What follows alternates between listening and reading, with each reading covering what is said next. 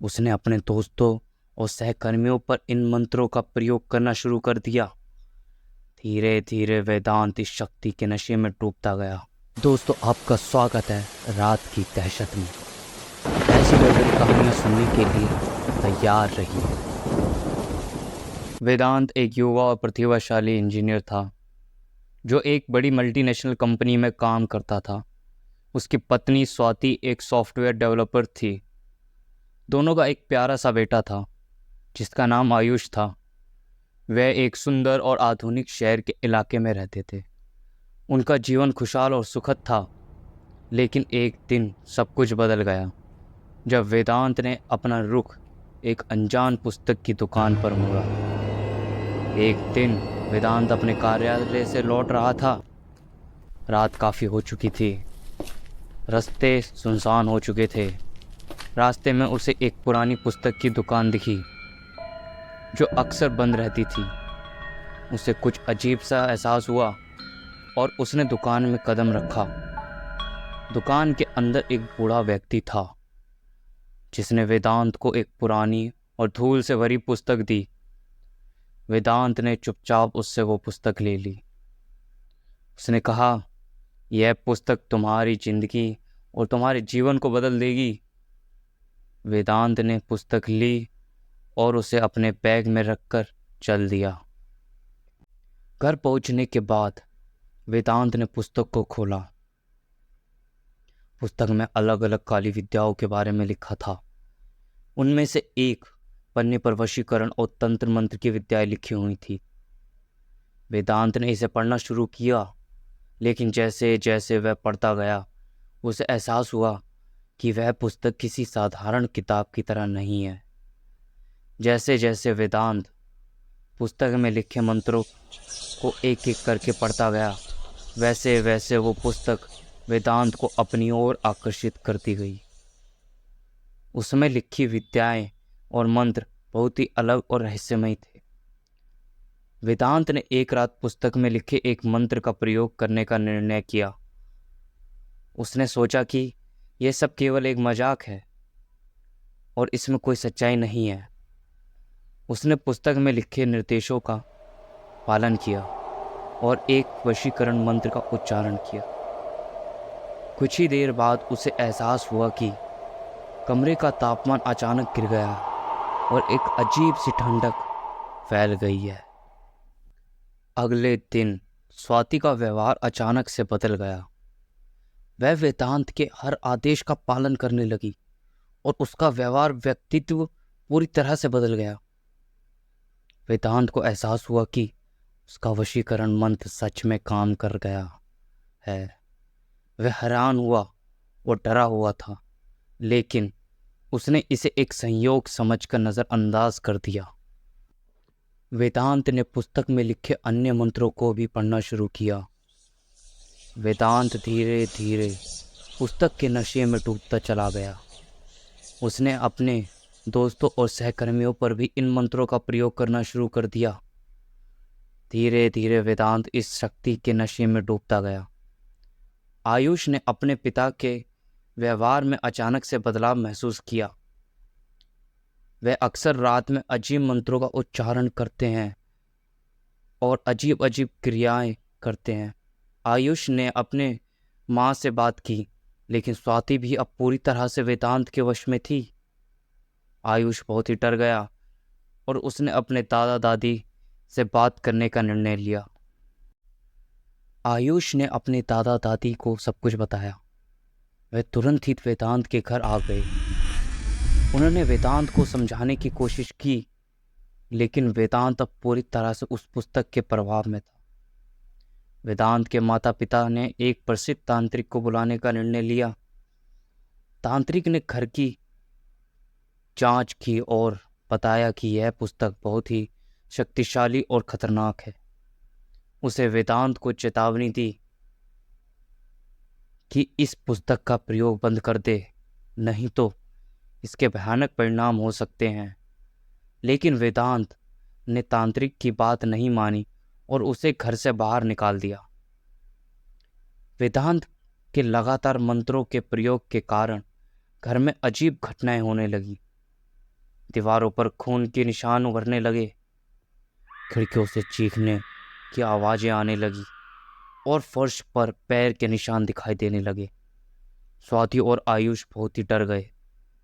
वेदांत ने इन घटनाओं को नजरअंदाज कर दिया और अपने मंत्रों का प्रयोग जारी रखा।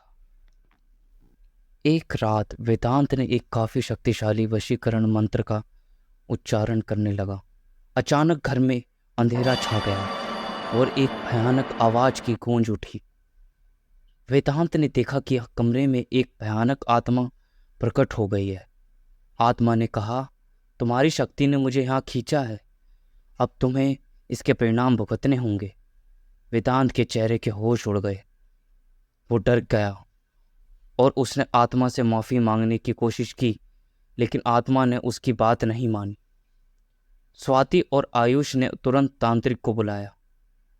तांत्रिक ने घर में यज्ञ शुरू किया और आत्मा से बात करने की कोशिश की। आत्मा बहुत ही शक्तिशाली और क्रोधित थी और उसने वेदांत को अपने साथ ले जाने की धमकी दी। तांत्रिक ने आत्मा से कहा कि वेदांत ने गलती की है और उसे इसकी माफ़ी मिलनी चाहिए। आत्मा ने बड़ी मुश्किल से उस तांत्रिक की बात मानी और वेदांत को एक आखिरी मौका देने का निर्णय लिया। तांत्रिक ने वेदांत से कहा कि उसे उस पुस्तक को तुरंत नष्ट करना होगा, पर वेदांत मानो जैसे वशीकरण की शक्तियों में जैसे खो सा गया। वेदांत के माता पिता उसे उस पुस्तक को जलाने के लिए कहने लगे। वेदांत को किसी तरह का होश नहीं था। वेदांत ने तांत्रिक की बात काफ़ी मशक्क़त के बाद मानी। उस पुस्तक को जलाने का फैसला किया। जैसे ही पुस्तक जली, घर में अचानक शांति छा गई। घर में खिड़की दरवाज़ों का चिल्लाना बंद हो गया। घर में हर जगह सामान बिखरा हुआ था। समय बीतता गया और वेदांत और उसका परिवार अपने पुराने भयानक अनुभवों को भुलाकर अपनी नई जिंदगी में व्यस्त हो गए। लेकिन एक दिन वेदांत के ऑफिस में उसे एक अनजान नंबर से फ़ोन आया। फ़ोन पर एक गहरी और खौफनाक आवाज़ थी जिसने वेदांत को चेतावनी दी, तुम्हारी मुसीबत अभी ख़त्म नहीं हुई है। पुस्तक को नष्ट करने से तुमने जो किया उसका अंजाम तुम्हें भुगतना होगा। वेदांत ने फ़ोन को झटका मारकर बंद कर दिया, लेकिन उसकी अब चिंता बढ़ गई। उसने सोचा कि यह केवल एक शरारत है, लेकिन वेदांत के दिल में एक अनजाना डर सता रहा था। फ़ोन कॉल के कुछ दिनों बाद स्वाति का व्यवहार फिर से अजीब हो गया। वह अचानक से चुप रहने लगी और अनजाने में कुछ मंत्र बोलती रहती। वेदांत को स्वाति का यह व्यवहार कुछ अजीब सा लगने लगा। उसने स्वाति से बात करने की कोशिश की, लेकिन स्वाति किसी और ही दुनिया में खोई हुई लग रही थी। एक रात जब वेदांत अपनी लाइब्रेरी में पुरानी किताबें देख रहा था, उसे एक किताब के पीछे छुपा हुआ एक पुराना पन्ना मिला। वेदांत ने उस पन्ने को चारों तरफ से देखा। वेदांत पन्ना देख ही रहा था कि मानो उसे एक जोर से झटका लगता है। वेदांत डरते हुए बोलता है कि यह पन्ना उसी वशीकरण की किताब का है जो उसने नष्ट कर दी थी। पन्ने पर एक अजीब मंत्र लिखा हुआ था और उसमें एक चेतावनी थी कि जो भी इस मंत्र का उच्चारण करेगा वह अपने प्रिय व्यक्ति को खो देगा। वेदांत समझ गया कि पुस्तक का प्रभाव अभी खत्म नहीं हुआ, अभी भी उनके जीवन पर बना हुआ है। उसने तुरंत तांत्रिक को फिर से बुलाने का फैसला किया। तांत्रिक ने वेदांत के घर आकर पूरा मामला फिर से सुनाया।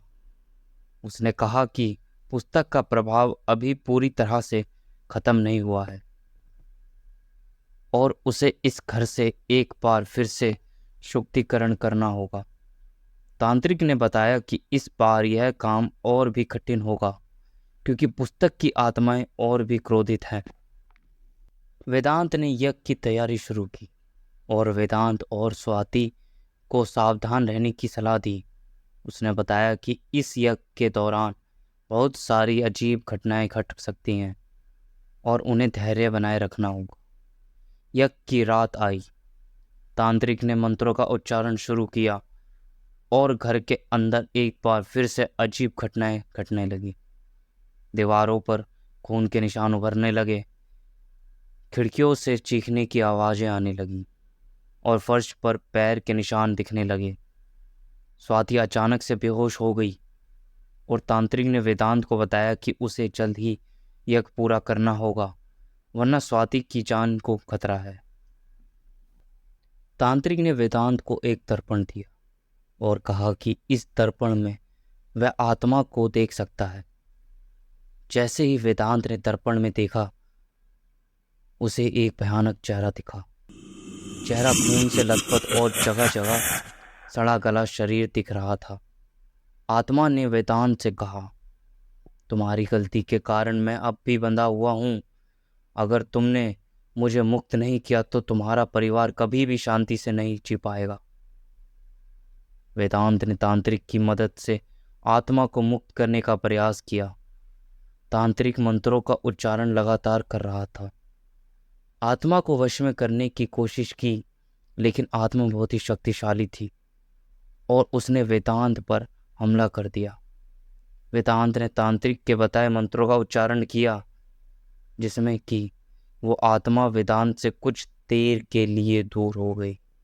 तांत्रिक ने मंत्रों का उच्चारण और तेज कर दिया, जिससे कि वो आत्मा अब वेदांत की पत्नी से दूर हो गई और एक जोर की चीख के साथ वेदांत का घर फिर से सन्नाटे के आगोश में आ गया।